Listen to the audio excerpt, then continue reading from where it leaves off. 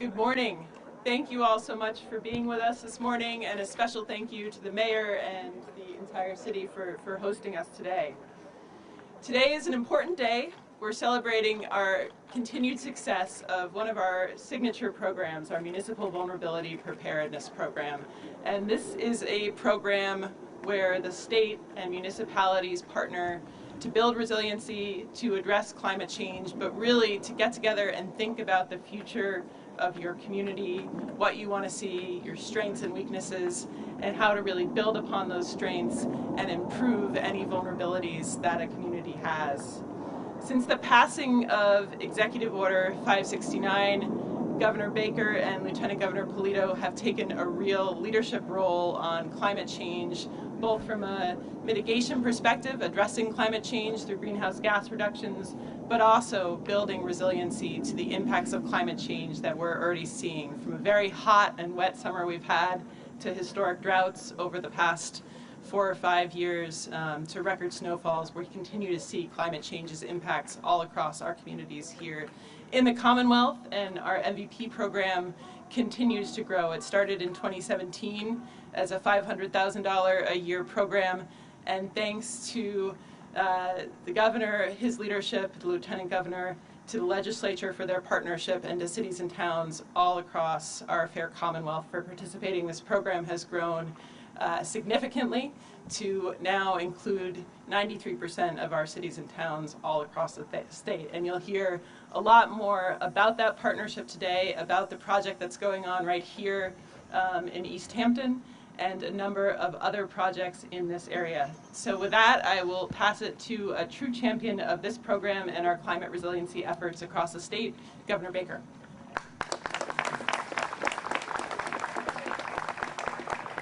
So first of all, it's nice to see so many people, many of whom are smiling.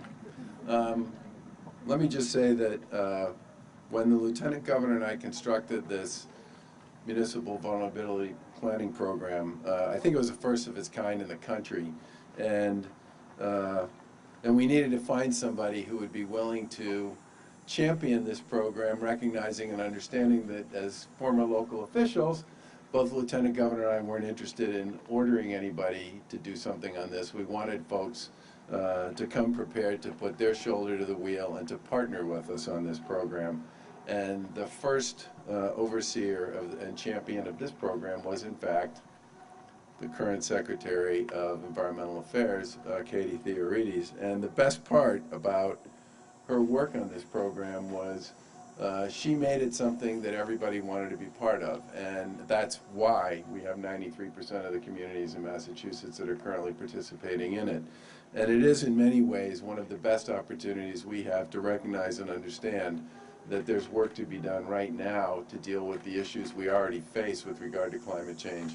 And it's certainly our hope that going forward we'll be doing a lot more work in this space as we continue to mitigate as well as provide resiliency opportunities for folks across the Commonwealth. And it's terrific to be here with the mayor and the representative and the senator in Easthampton to talk about the critical time we all face, especially here in the Pioneer Valley and across the Commonwealth on this issue. I think many of us, as we head out of the summer and into the fall, are reflecting on what a difficult and challenging summer this was all over the place, especially with respect to weather. This summer we experienced 4 significant heat waves, more than 25 days over 90 degrees, 2 tropical storms, a record amount of precipitation in the month of July, and a significant flooding across the state, and especially here in Western Mass. And obviously, our thoughts go out to the people of Louisiana as they emerge from the devastation left behind by Hurricane Ida, literally on the 16th anniversary exactly of Hurricane Katrina. And I know a lot of folks in Louisiana, and spent a lot of time texting with them over the course of the past few days. And while there has been a significant amount of resiliency work done in and around New Orleans, which probably prevented some really horrific things from occurring there, it's pretty obvious to them, and as I would hope to many of the rest of us, that this issue is a now issue. It's not a tomorrow or the day after issue, and that we need to continue to invest aggressively in both our mitigation strategies and in our resiliency efforts as well. That's why we made this program such a significant priority for us, and it's why we're here today to be able to announce that Easthampton, along with 82 other communities, are being awarded a total of $21 million through our MVP program to plan for and implement climate change resiliency projects this year. Thank you. This number reflects a doubling of the MVP program budget in fiscal year 22, and we're honored to be able to assist cities and towns as they pursue urgent work that's necessary to address the impacts of climate change.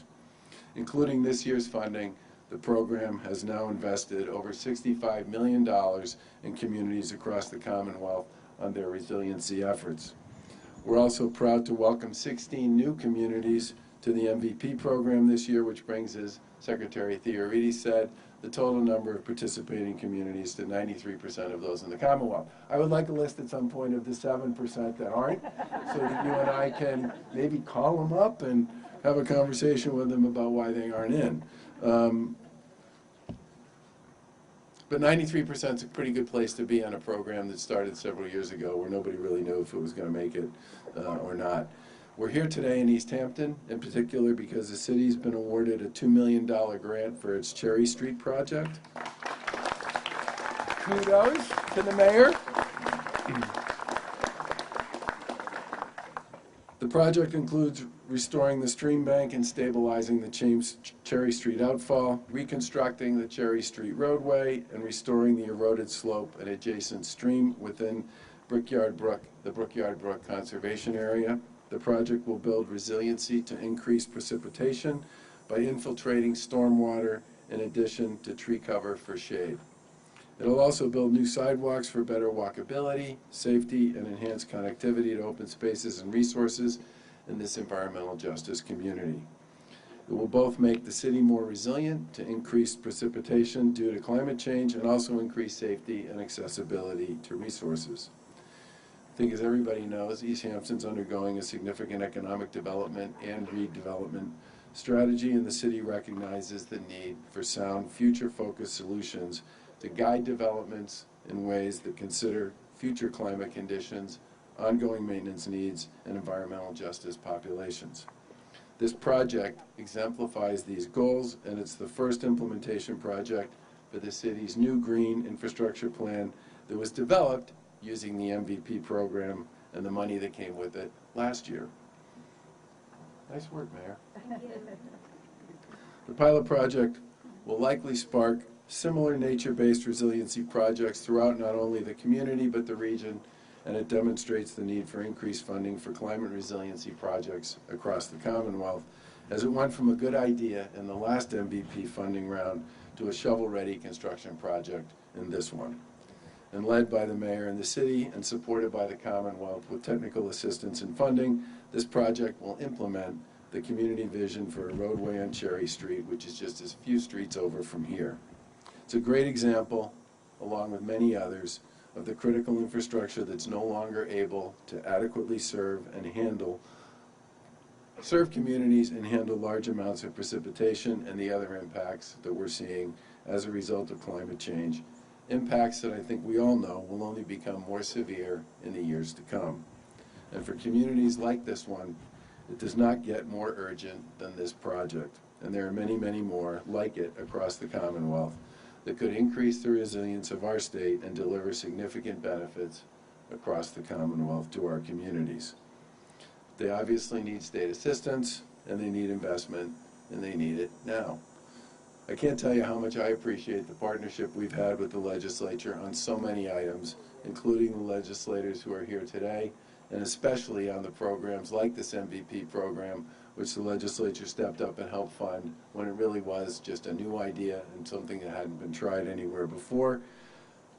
But there is much work to do here, and I think, as many people know, we filed legislation back in May that would have put about $2.9 billion, that's billion with a B, in federal resources to work through our ARPA program to fund immediate needs and opportunities across the 365 communities, 351 communities here in the Commonwealth.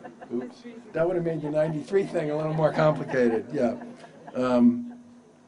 As part of that funding, we proposed about $1 billion for critical infrastructure initiatives to deal with environmental challenges across the Commonwealth, including $300 million to invest specifically in climate-resilient infrastructure.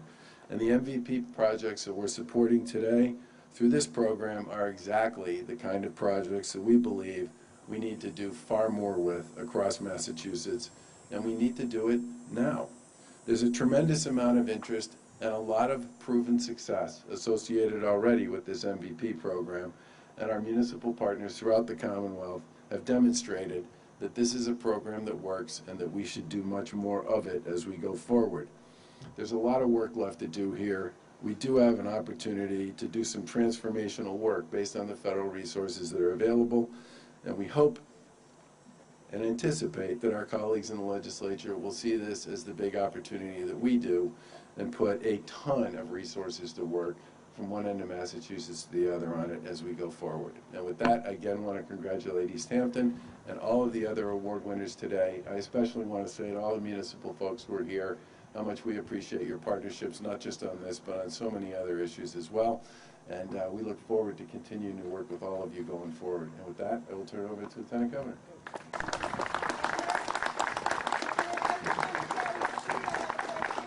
But we'll just have a few more speakers and then we can chat with you. There's lots of people here to help, okay? Okay. Okay. So, good morning, everyone. We are so happy to be here in Easthampton. It's a beautiful day. You have a beautiful community. And I just want to say at the outset, thank you, each and every one of you. I know we have municipal leaders here. We have neighbors. We have students that are soon to be in school, if not already. It's a day to just sort of appreciate where we're at. It took a ton of hard work and sacrifice and commitment on behalf of everyone, and we're very proud of the people of our Commonwealth and what they've been able to do to get through these tough times over the past year and a half dealing with a pandemic. So today's a great day, and it's a great day to acknowledge that, but I also want to say a huge thank you to your mayor, to our friend, Mayor LaChapelle, for her leadership for this community, as well as for helping our administration, particularly me and Secretary Keneally, who led the reopening of our economy effort last spring. We tapped Mayor LaChapelle to join our small advisory group because of her leadership, her ability to make decisions, and her really having her ear to the ground and knowing what the needs of the small businesses and smaller communities here in Western Mass and across our state needed. I just want to say thank you, Mayor LaChapelle, for all that you've done. While managing through a pandemic, she has not lost sight on a lot of the other things that are important to this community, and I just want to take a moment to highlight that as well. I see Jeff Bagg here, your planner. He's been hard at work making sure that the economic development, the housing development, the redevelopment, and the reimagining of your community was not sidetracked because of the pandemic. Just before coming here, I had the chance to get back to One Ferry. I should be very proud of what's happening in that mill space. Many of you have driven by those old mills for years, and to now see them occupied by tenants and soon to be more residences, both home ownership and rental, is really a great accomplishment to all of you. We were happy to put in a $3.5 million MassWorks grant to see the reconstruction of Ferry Street and the sidewalks and biking trails and all of those amenities that come with it. This is your project. This is your vision. But it's one thing to have a plan. It's another thing to make it happen. So I really want to give you and the mayor's leadership team a lot of credit for seeing that through. We clearly want to see more of that happen. We need more housing opportunities that people can afford and access here in our Commonwealth. and you are definitely taking advantage of all the programs at the state level to see more of that happen. We'd love to put more of those ARPA dollars to work. The legislators are thinking about how to work through the $5.4 billion that the federal government has shared with our state. We put out a $1 billion plan to see more housing, including $300 million for home ownership, which clearly I'm sure the mayor and her team would love to see be dedicated to communities like this, along with your local ARPA dollars, to see more good things happen, put more people into housing, more opportunities to see your vision come true here in Easthampton. So a lot of good things happening. Thank you, Senator Velasquez, and thank you, Rep. Kerry, for your hard work and your partnership. This is a great program. What I love about this program is the governor said it's voluntary, because we're, as former local officials, we don't like to tell communities what to do. We want to partner with you and team up with you and help you see your vision come true. The fact that 93% or 328 of our communities have voluntarily participated or are participating in the Municipal Vulnerability Program speaks volumes. It speaks volumes because the program was actually born out of a lot of conversations that the governor and I had with local officials. While we love our Commonwealth, we have an old state in terms of infrastructure. Dams, culverts, the pipes underground, they're old. And for us to think that municipalities, especially smaller communities, could foot the bill to replace that infrastructure is not real.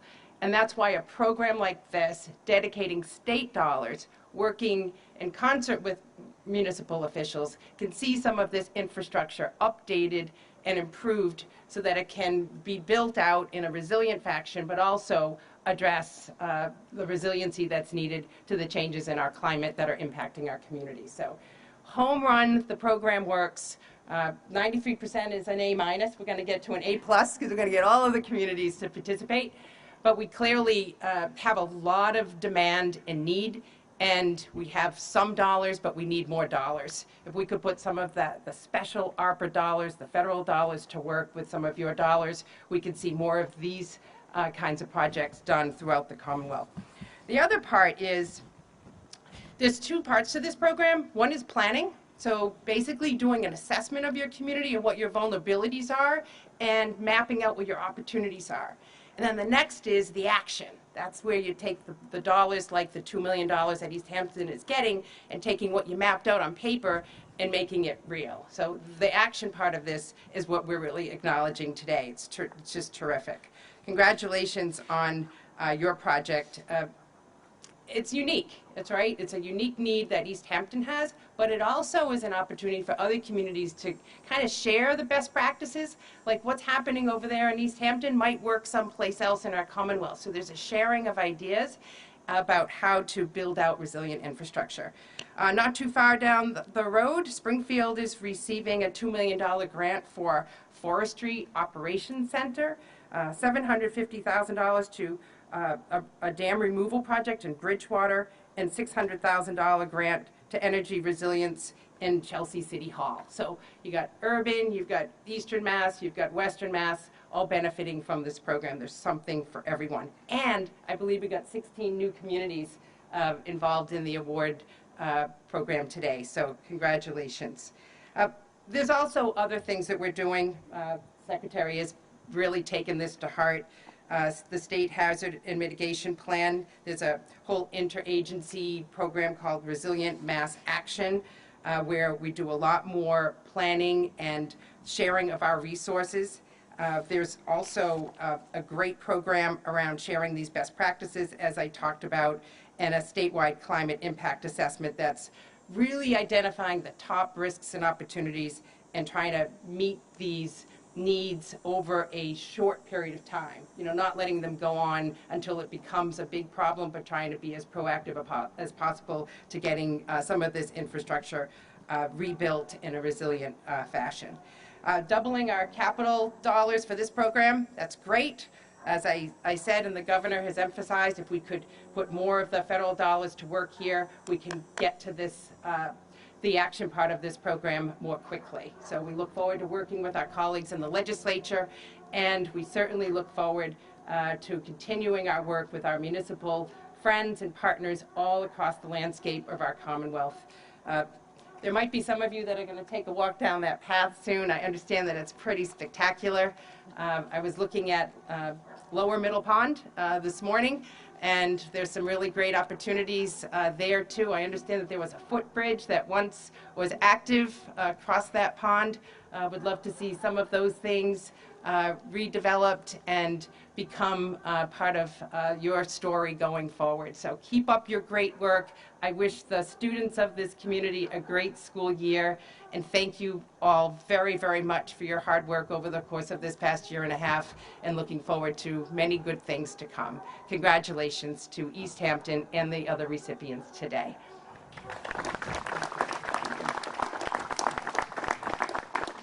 It's my great pleasure to now introduce your mayor, Mayor Nicole LaChapelle.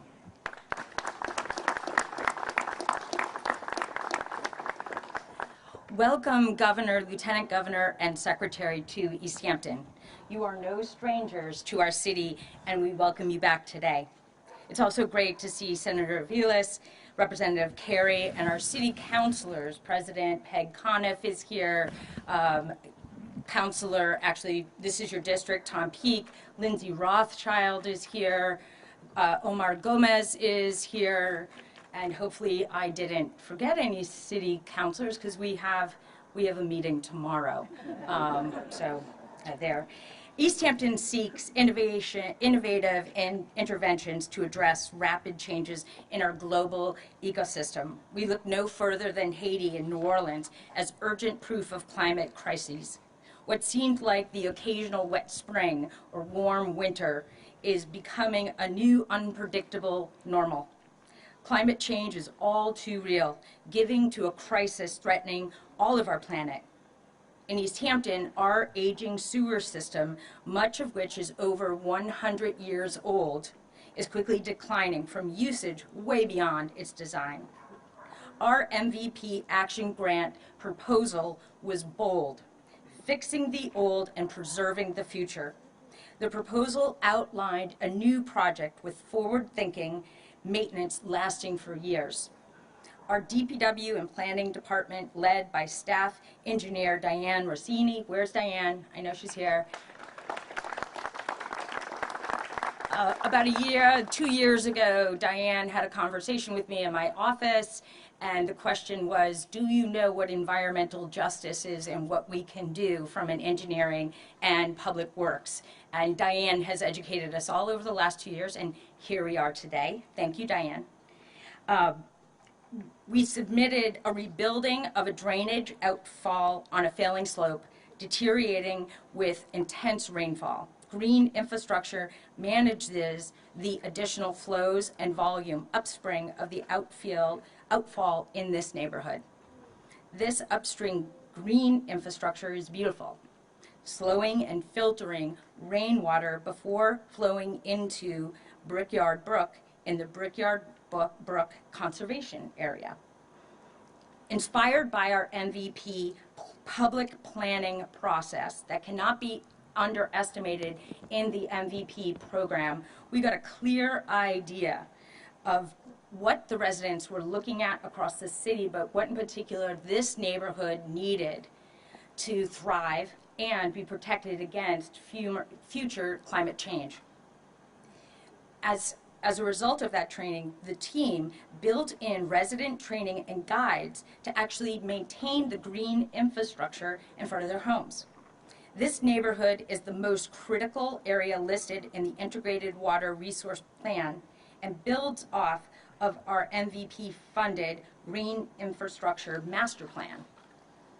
Creating a working model for future stormwater projects using green infrastructure. Interventions included vegetated state and bioretention swales to supplement and in some cases replace existing gray infrastructure like pipes, manholes, and man-made head walls. This project also lowers maintenance costs. The featured green practices show successful implementation in a more urban area with a smaller footprint. Easthampton has a strong proud history of stacking state grants to maximize public dollars to the highest and best public use. Governor Baker and Lieutenant Governor Polito have been key strategic partners in putting Easthampton in the place it is today, on the cutting edge of environmental technology to save and protect neighborhoods, to boost our economic development that is based in a very smart growth, hyper-local, as well as future projects that we hope to stack our local ARPA dollars with state ARPA dollars. You see, Easthampton only has a few regions of where a community block development grant can be used for infrastructure, and this is one of them. We are mobilizing to submit a community block grant to marry two public funding sources to upgrade water and sewer in this area simultaneous, as it's more cost effective. And we can resolve underground infrastructure issues and finish the project using innovative green infrastructure to sustain this neighborhood and conservation in the future. I was counting on working with the state with the ARPA money to build upon both the community block development grant, MVP grant, as well as community comp grant dollars. And I would hope my representatives in the legislature can see their way to putting that money back on the table. When I was asked in a conference call of what needs we had, it was very easy. I said, I have 5 feasibility studies and 1 report from UMass Donahue Institute that City Councilor Peak, and it's very clear what we need. We need housing, it needs to be affordable. We need to replace that infrastructure. We need to make sure that our small and hyper-local businesses are supported. That's how Easthampton thrives. And I look forward to seeing that money back on the table so we in Easthampton can build upon it. Again, thank you, Governor Baker, Lieutenant Governor Polito, and Secretary Theohardes. Okay. It's okay. I actually mispronounce our great health director's last name every single time. She and I are working on it. For investing in Easthampton's commitment to increase energy and environmental resilience. Thank you all for being here. Thank you to the governor, the lieutenant governor, the secretary, all of our department heads. I would like to recognize Dale from Mashpee, and I think I saw some, who also received an MVP grant. You get the award for driving the longest, and it's very nice. I see someone else. There we go. There's Mashpee. Mashpee's in the house. Thanks for coming to Easthampton. I'll be in Mashpee soon. Take care.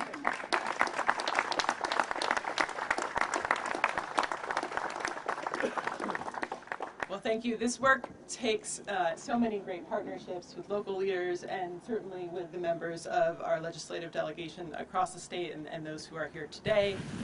So I'd like to introduce Senator John Velasquez, who is a great representative for all of these Western Mass communities. And we just discovered we're from rival sports towns, at least, and similar times of going there out here in Western Mass. So, Senator.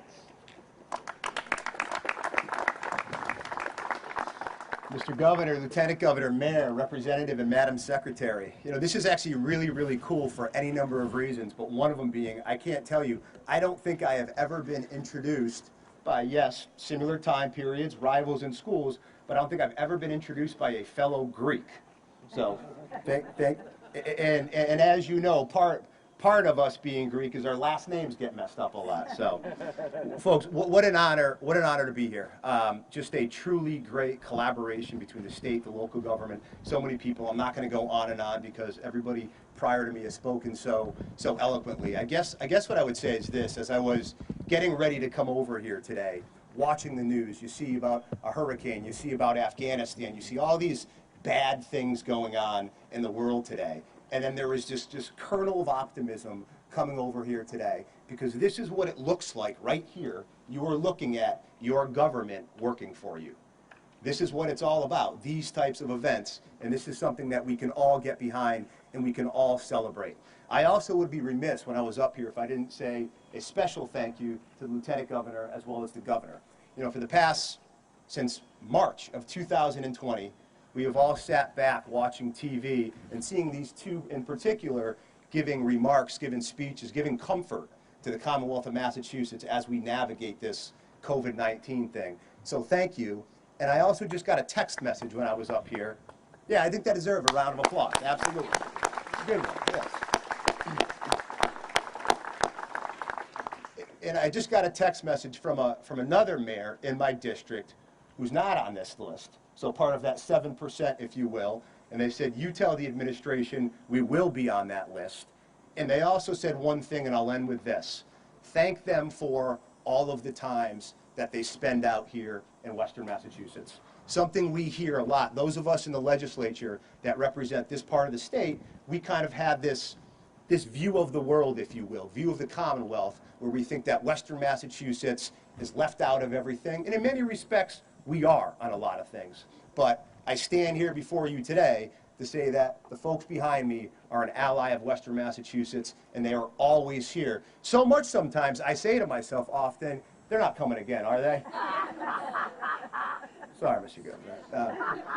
So it's again, concluding with really, really great to be here, really cool to be here. Mayor, you continue to get these grants over and over again. At some point in time, you need to start a workshop for grant writing. So congratulations, and just... We have a great team, an amazing team. And all of my partners in government at the local level, the mayor recognized them. I see many of the councilors, I see police, I see fire, the state troopers here with you, everybody. Just, it's a team effort, and this is a great team showing, and thank you very much.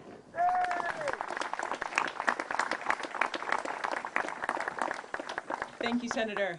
And another great representative for your communities, Representative Kerry, has been such a tremendous partner on all things climate resiliency, a lot of our great parks programs and land conservation programs, and we were most recently together for a culvert celebration over at the Mass Audubon site here in Easthampton. So always a great opportunity when I'm with a representative. We're usually doing something that involves giving out money to communities around some of these priorities. So here's your representative. Thank you. Thank you. Good morning, everybody. I'm Dan Kerry, State Representative for the 2nd Hampshire District, which includes Easthampton. I'm in my 2nd term, but I'm finally got used to the ride to the State House. But being an Easthampton resident, I much prefer today's commute. I think we should have more meetings out here. This is a very exciting day, and it's great to be here, not just because it's the first day all summer that's not torrentially raining and not over 100 degrees. We can enjoy being together out here, but because of this grant, and for all the reasons you've already heard, I'm not going to repeat them all. You know, as a former Easthampton City Councilor, it was always exciting when we would get one of these, and I know how important it is for the budget and for the city and for all 93 communities that are being awarded grants today. This project is especially important because we know what a big problem climate change is, and we need big picture responses. We need to act big, but we also need to act small.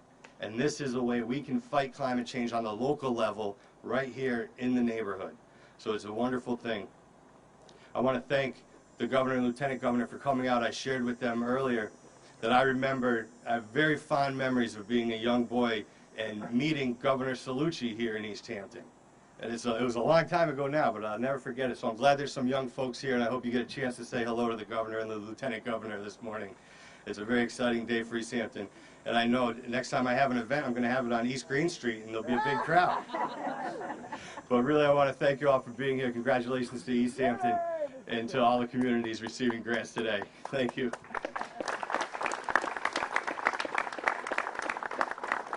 All right, before we close, I would just like to again thank all of the MVP communities who are here, the regional planning agencies who are here, our MVP team working for the state who travels to every corner of the Commonwealth helping to get this program out the door, and our vendors who have been certified as MVP providers. We have, I think, over 500 certified vendors now who help participate in this program and are a key element of this.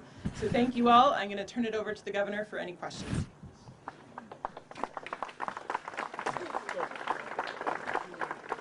So does the media have any questions?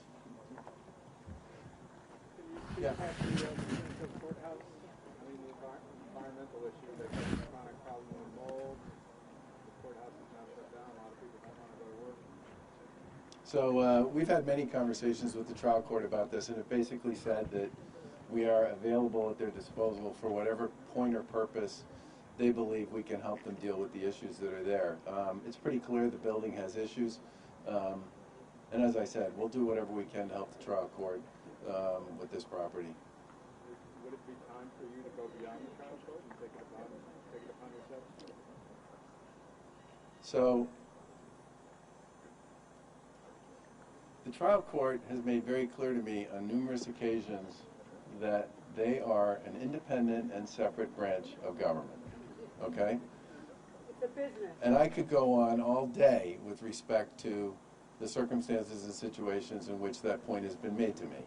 Are you going to fix family court corruption? As I said, we are perfectly willing to work with the trial court on whatever the trial court believes we can do to assist them with the issues they have with that building. But at the end of the day, that building belongs to them, not to us.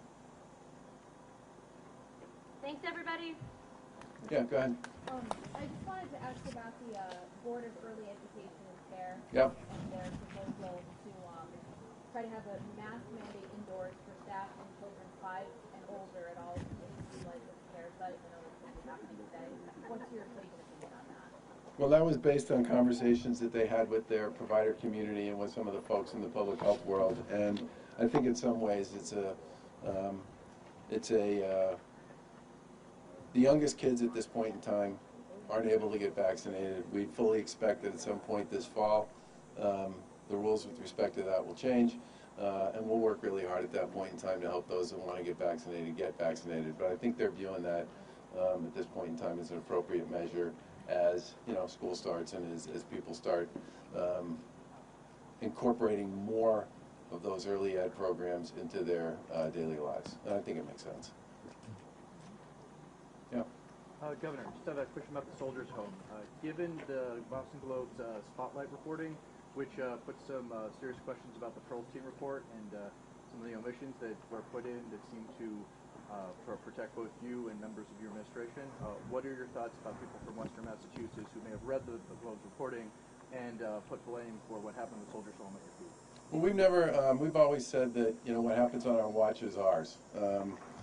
And when we learned about the size and scale of what was going on there in March, the next day we had an interim executive director from Western Mass, Val Liptak, and a host of National Guard officers and staff on site to basically take control of the place and to move aggressively to solve many of the issues and the problems that people had there. I also reached out to 100 people who were family members of folks who, personally, who lost someone, whether it was to COVID or something else, and ended up having conversations over the phone with about 80 people. Now remember, this was right at the heart of the beginning of the pandemic, so it wasn't like you could gather folks for a public meeting. But I felt obligated to do something as the governor of the Commonwealth to reach out to these people personally. And some of them I had 5 or 10 minute conversations with. Some of them I talked to for over an hour. And those conversations, I think for me and for them, were really helpful and sort of shared opportunity for us to talk about the tragedy and the loss that they had suffered as a result of the COVID virus. And I'm pleased to say that since that time, the work that was done, both at that Soldiers' Home and at the one in Chelsea, have had a hugely positive impact on the safety and the health of the residents and the staff who are there. Thanks, guys. Okay, folks, thanks very much for coming out.